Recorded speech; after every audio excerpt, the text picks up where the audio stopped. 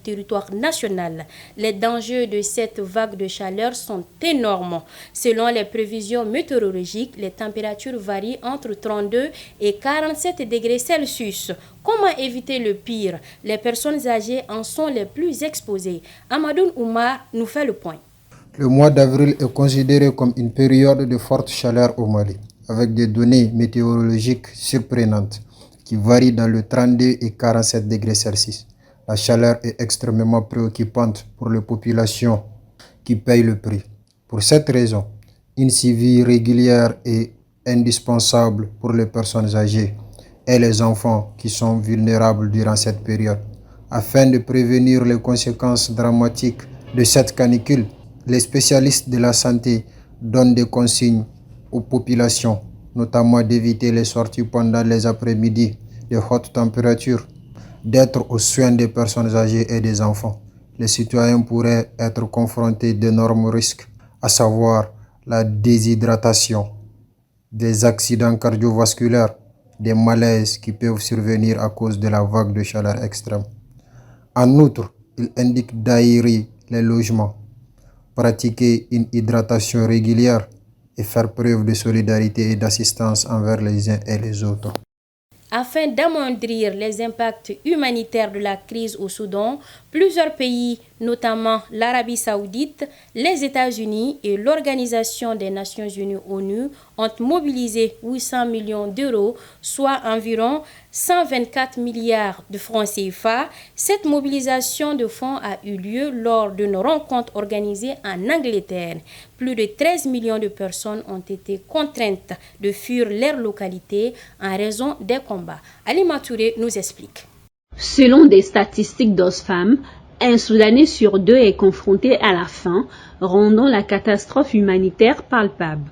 Pour Adja Labib, la commissaire européenne à la coopération internationale, à l'aide humanitaire et à la réaction aux crises, la communauté internationale devrait s'unir pour imposer le respect du droit international humanitaire ainsi que la protection des civils aux parties en conflit. Cette année, pour faire face au relais humanitaire, l'Union européenne a décaissé 282 millions d'euros, soit plus de 184 milliards de francs CFA.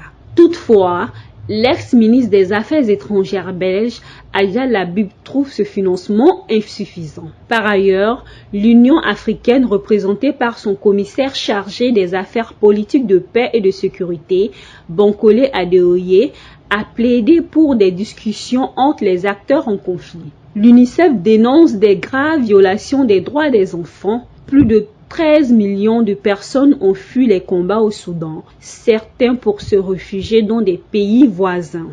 Page sport avant de clore ce journal. Débuté le 30 mars dernier, la CAN des moins de 17 ans connaît déjà son épilogue. Après 2 rencontres des demi-finales disputées ce mardi 15 avril 2025, c'est le Mali et le Maroc qui vont s'affronter le 19 avril prochain pour la finale de la Coupe d'Afrique des Nations des moins de 17 ans. Mamalé nous en dit plus. Lors de la première affiche des demi-finales, le Mali s'est imposé 2-0 devant le Burkina Faso au stade El Arbi Zaouli.